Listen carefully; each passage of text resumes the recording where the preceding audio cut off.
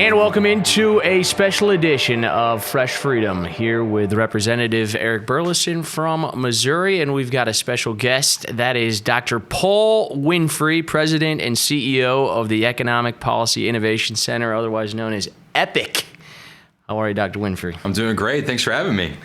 Well, we thought it was kind of timely because here we are once again with Congress kicking the can down the road and at a fork in the road, really, when it comes to this spending bill and what we're going to do about it. But spending has been a theme since you've been up here that you want to fix, and it doesn't seem like this party really craves fixing their spending addiction too much. Yeah, Paul, that's what I'm glad that you're on because I want to kind of pick your brain. You've been here for longer than I have. You've seen a lot of these battles, but just originally being from the outside, I was so frustrated with Congress, not really doing the difficult thing, not cutting spending.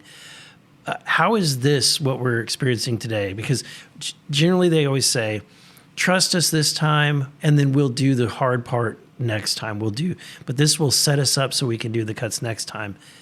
Is this different? How is this different? I mean, I definitely think that it's different. It's different in part. I mean, you just get this sense that members like yourself are actually concerned about the state of fiscal policy in this country. And, you saw that on the House budget resolution, right? For so long, members of Congress and the White House, I worked for President Trump. President Trump's not necessarily a deficit hawk. I don't think that he would be offended by me saying that out loud. But we were sort of operating in this system of just patching things along and keeping the general spending going and moving from CR to CR or omnibus to omnibus. And folks are actually starting to demand real reforms because the chickens are coming home to roost, and we're seeing that show up in some of the data, including interest rates on long-term debt going up significantly over the last few years. That's a response to inflation, but it's also a response to the rising debt that's ultimately driving inflation. Yeah. And so ultimately, if something doesn't get done, then we're going to be in a world of trouble, and it's going to reduce the options that we have to ultimately fix the problem. When I was in a hearing, we were in a DOGE hearing, and they were going crazy about the spending cuts. And I referenced one of your reports. Oh yeah. I don't know if you saw that, but in that hearing, I said, there's a group called EPIC. They've done some research, and they've determined that we are approximately, I think at that point you said 15 years away, given the current spend, of entering a debt spiral. Yeah. And then even within that time period, we have Social Security going bankrupt within, was it 8 or 9 years? Yeah, about 10 years. Yeah. And then Medicare, that trust fund goes bankrupt in about 11 years. Is that right? Yeah. So I said that, and I said, this is not a Republican problem or a Democrat problem. This is a math problem. Yeah. And I think that I thought it went somewhat viral. Yeah. But and honestly, it had nothing to do with what I had written down. I just was ranting. Yeah. But it really was, it's startling to me, that report that you produced with those numbers, if you could kind of walk us through that. Yeah, no, so I'm happy to. So this actually started off with a question that I had a couple of years ago, which is that, we've been talking for a long time about how the fiscal nature of the federal government was sustainable, right? We were spending too much money. It was impossible to raise enough revenue to pay for the long-term obligations that we have. And people have been talking about how we were going to have a fiscal crisis forever. Mm-hmm. And I asked myself, well, is there any way to actually try to put some numbers behind that? Is there any way to calculate the amount of room or debt capacity that the government has? And I'm a PhD economist. I have some training in this space. And I ended up looking at the literature, the economics literature, and it turns out that there are pretty solid ways to calculate a country's debt capacity. And in fact, these methods are used by the IMF, they're used by the Federal Reserve, they're also used by the large banks, the folks who buy U.S. debt to assess the prices that they put on debt or the interest rates that they're willing to accept to buy U.S. debt. And anyway, I created a model that's based on this literature, and we estimate that the U.S. has about $18 trillion left in borrowing capacity. That's right now. Now, every year, the U.S. can build more borrowing capacity, and it can do that through increasing economic growth. It can also do that through reducing the price that it pays for debt or the interest rate on the long-term debt obligations. But ultimately, that's about the amount of room that we have in borrowing capacity. And that really gave me pause for a number of reasons. The first reason is that it's just not a whole lot, given that the size of the economy is 36 or about $30 trillion. So it's less than the total amount of the economy. The second reason is that, well, basically what we just went through with the COVID pandemic, when spending coming out of COVID was like $9 trillion, right? Right. So If we had another situation where, say, we went into a recession, and then we had a pandemic, or we had a war, or some major fiscal event, we could be out of borrowing capacity very, very, very fast. And I think that that gave me pause, and I honestly think it should give policymakers pause as well. Wow. So to put that into perspective, so you're saying if we spent an additional 18 trillion today, we would be at a point of no return. We would be at a point of no return. That's right. But your models, what you do is you say, given that we are deficit spending at the current rate and what we have projected, we will end up there, and it'll be more than 18 trillion by the time you said your 15 years. It's going to be approximately how much?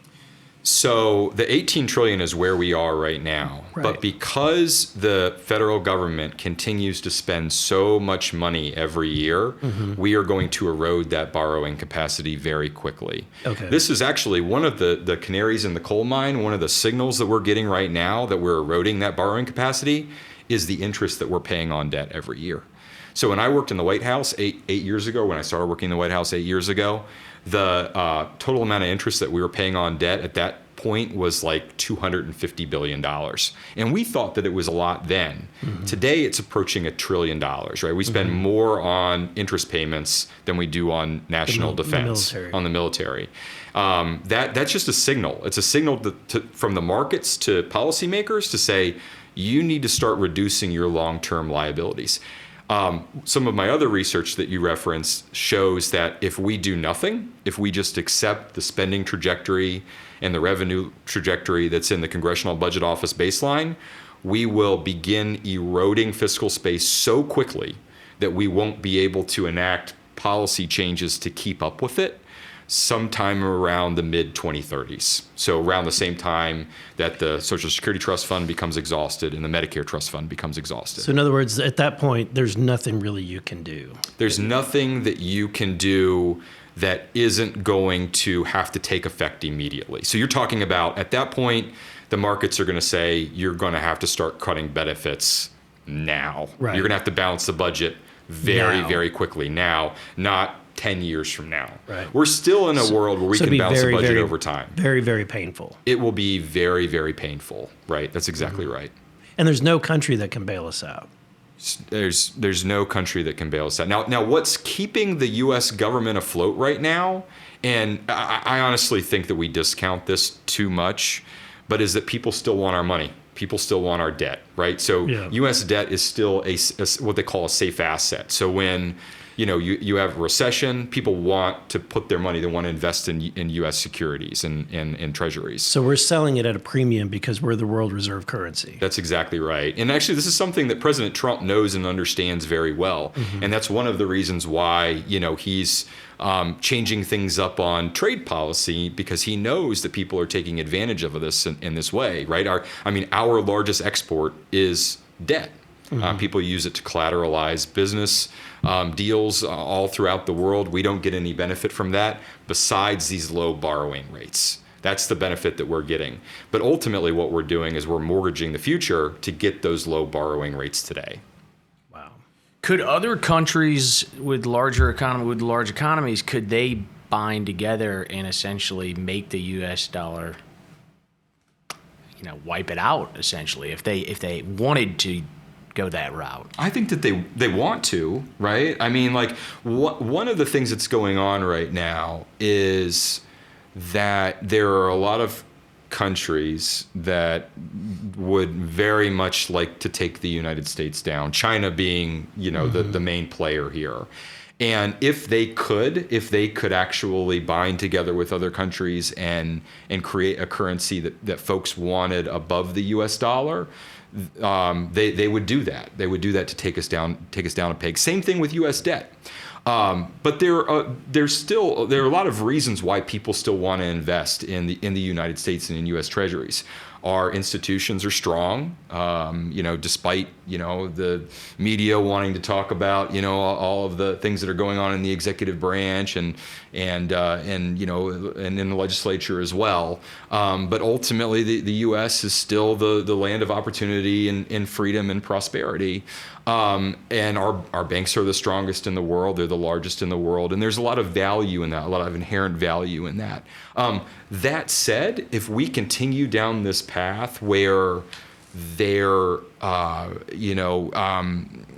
we continue to weaken the dollar and weaken debt, then yes, somebody else will step up. It might not even be another currency as we know it. It might be Bitcoin or I don't know, something else that is just not on the horizon right now.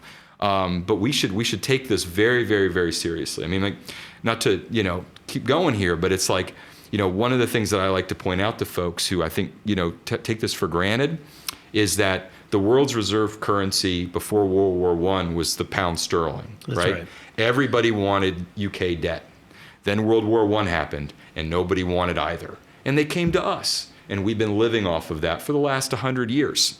But it can change. And before the sterling, it was the franc, right? Yeah, that's right. And then another country before that. Yeah. So it's not going to be in our hands because we just by default. That's right. And I heard a speech when I was at the conference in London, the art conference that Jordan Peterson puts on. And at that speech, it was very sobering because we heard that the world reserve currency kind of follows really what country has become the economic powerhouse. And generally speaking, it's the country that is producing the most. Yeah. And unfortunately, China has become that country that is producing us, outproducing us. Yeah, we're riding a very fine line here, where if all of a sudden folks abandon the US dollar and abandon US debt, then we're stuck with a hollowed out manufacturing base. So we're not producing as much as we used to produce, while at the same time, nobody wants our debt anymore. And those are two very bad situations that you don't want to find yourself in, because it's going to be very painful to regain our status if that happens. Wow. Are the American people... I don't know if you could ever be prepared for something of this colossal magnitude. Like if there was a legitimate demise of the dollar, like what does this country even look like post? Yeah, I don't think that we know. I mean, again, we're starting to get the signs right now, right? So for instance, the rate on 10-year treasuries when President Trump first took office was around, I think, 2.5%. Today it's around 4.10, right? If 10-year treasuries went up to 6%, 7%, if 30-year treasuries went up to 7-8%, which is what would happen if this were to unfold, then that would get passed back through higher mortgages. It would get passed back through higher credit card rates. It would be difficult to buy a car.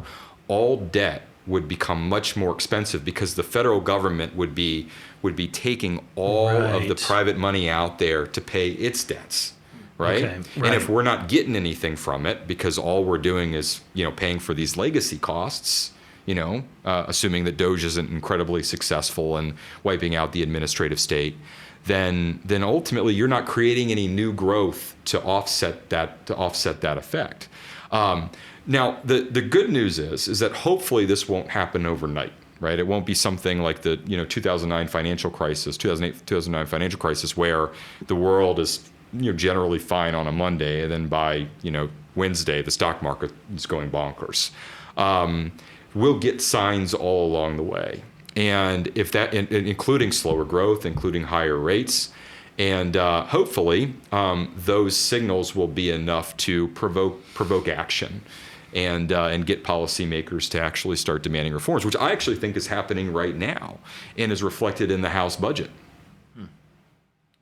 Are you confident? I mean, are you confident in lawmakers that they can get this done? And I think I know where you stand on this topic. I don't know how much confidence there is even on your own party to get this done, because it takes courage to do this. It does take courage, but it also, like, again, and we're dealing with, we're talking to lawmakers, and who are at the leading edge, right? Who are starting to see these things and starting to demand reforms. That's not the median member of the House of Representatives, and it might not even be President Trump. But again, over time, as these things start to add up, the markets and individuals will begin to demand that change happens, right? Sometimes this is reflected in the bond vigilantes. I mean, what happened literally just in the UK, where they put forth a budget that cut taxes and didn't cut spending, and the bond markets went crazy, and they had to reverse the budget overnight. Something like that could happen here. But we're also coming out of a period where there haven't been high costs associated with these rising debt, right? We keep hearing, we've heard for generations about how the fiscal crisis was on the horizon, and then it just never happened. And not only did it not happen, but we kept adding up the debt, while at the same time those interest rates still stayed really, really low, in part because the Federal Reserve was engaging in monetary policy actions that they shouldn't have been doing, and keeping them artificially low, keeping the interest rates low. Right? Yeah. But then inflation erupted, and now they've got this massive balance sheet. They've got inflation that they have to deal with. And that's where we are. So I wouldn't, I think the leading edge policymakers are starting to see this, but as time goes on, everybody's going to be required to see some of these effects and respond to them.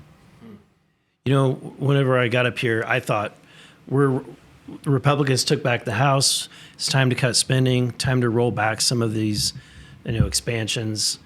And unfortunately, that was not the case. That was not universally accepted in my conference. But what I thought was comical is that a lot of times the folks that didn't want to cut discretionary spending would go to the microphone. When I say go to the microphone, for those that are not aware, when we have a conference meeting, all the Republicans in the basement of the Capitol building have a meeting, usually every Tuesday morning at about 9 o'clock. And that's when we discuss what we're going to do for the week. And then they open up the microphones for any member to go for 1 minute and say whatever they want to say. And so many times, it's so many that I can't count them, somebody who usually doesn't want to cut discretionary spending would go to the microphone and say, we really can't cut our way to being a balanced budget in discretionary. We could cut all of the discretionary spending and we still won't balance the budget. We really have to address mandatory spending, okay? And so my thought at that time was, you mean to tell me that you don't have the political courage to cut a dime of, like what Doge has uncovered, for example, USAID or things of that nature, and yet you're okay? You think that we're going to have the political courage to cut Social Security or Medicare or Medicaid or any number of those mandatory spending? I found that interesting.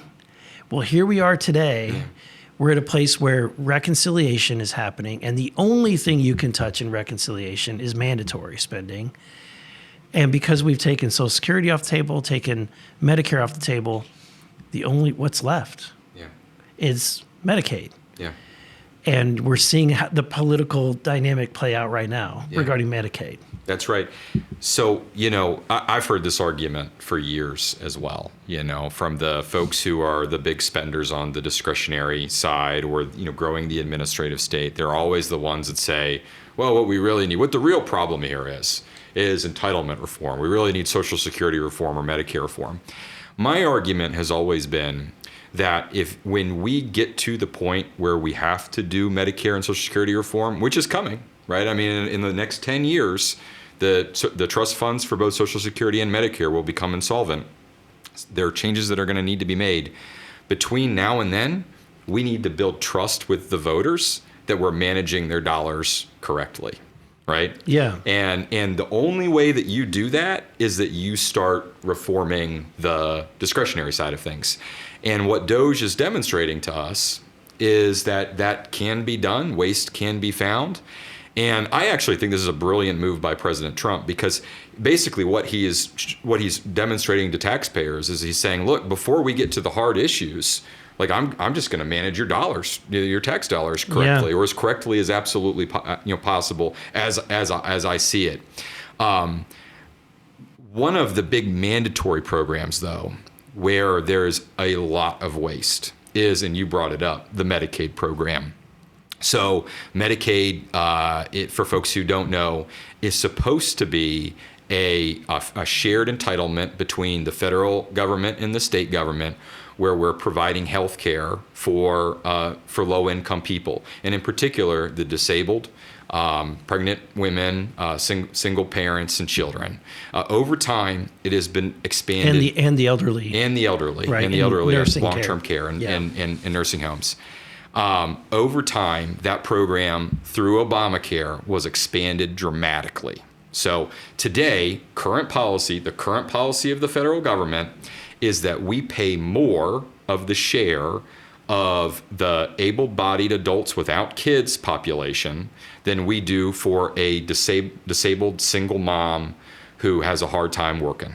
Like, that's the current policy of the federal government. So we're basically enticing states Yes. get more of the able-bodied population on, and That's because exactly we're going right. to cover more of their costs. That's exactly right. And so over time, what we've seen happen is states pushing the expansion states, not the non-expansion states, because not every state expanded. But in the expansion states like California and New York, we've seen them pushing that able-bodied population expansion because they're getting 90 cents for every dollar that's spent. Whereas for the non-expansion population, they're getting 50 cents on every dollar. So we've seen lots of abuse, especially in the expansion population. So my team calculated that the improper payment rate for Medicaid over the last 10 years has been about 25 to 27%. So a quarter of every dollar that's spent has been spent improperly. That adds up to about $1.1 trillion over 10 years. Last year, about $153 billion in improper payments for Medicaid alone, right? So just going after the improper payments, the dollars that never should have been spent, that's going to save money.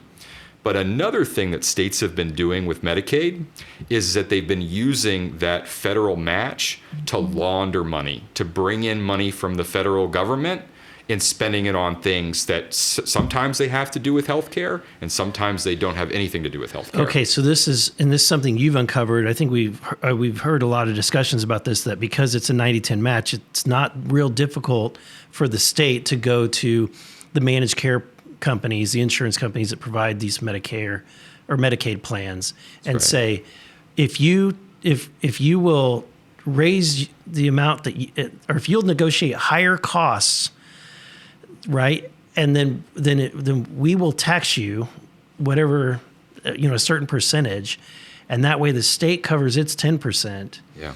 And then the healthcare community, including the managed care company, gets more money, And at the end of the day, the federal government is the one that's getting screwed, and the federal taxpayer is the one that's getting screwed.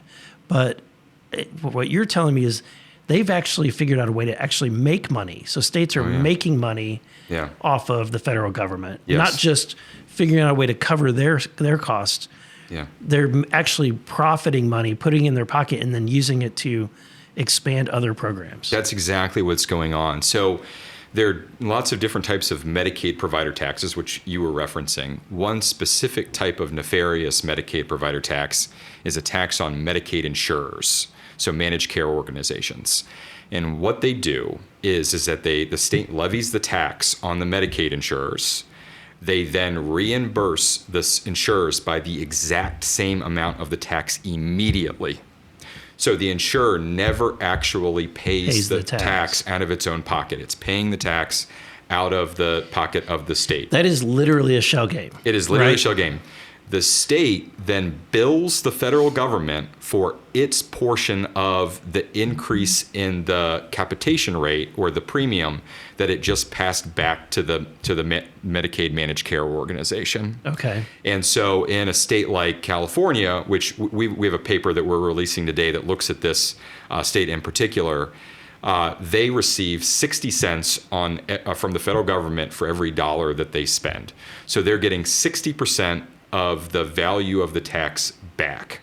They're then using that amount to either give kickbacks to the insurers, literally in making these managed care plans richer, or expanding coverage. In California, this is literally how they have used it to expand Medicaid for the illegal immigrant population.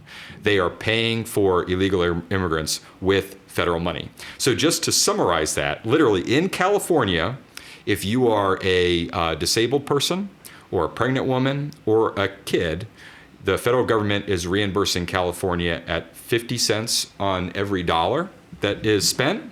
If you're an adult without children, they're reimbursing you at 90 cents on every dollar that's spent. And if you're an illegal immigrant, the federal government is paying for 100% of your Medicaid benefits. That's the way that this system works. And it's just, CBO scored it. This is like a $700 billion spender over 10 years.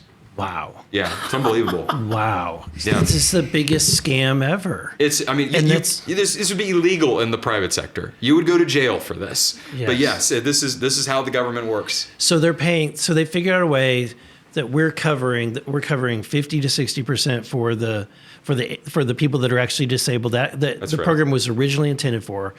We're paying 90% for what I would call the deadbeat population. Right? The population of young people who should be working and have no reason not to be working. They're just, they're not disabled. They don't have kids in the house. Yeah. And we're paying 90%, and then we're paying 100% for the illegal immigrant population. Yeah.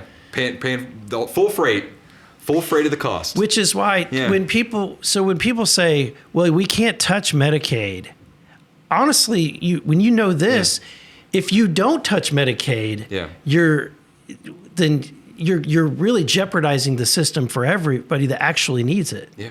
Yeah, and it's because of scams like this, shell games that the states play to cover their budget shortfalls and to expand programs and do things they just, quite frankly, shouldn't be doing.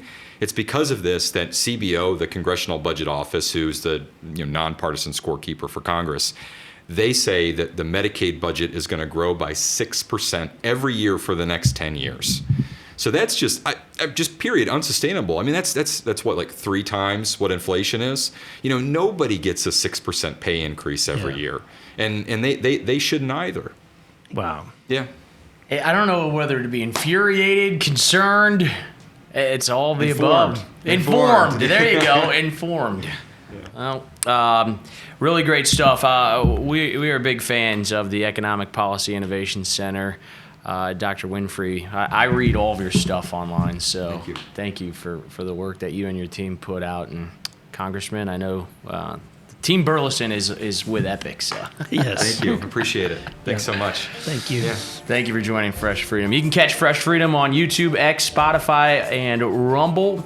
Be sure to catch us next time, and until then, stand strong, stay informed, and keep fighting for freedom.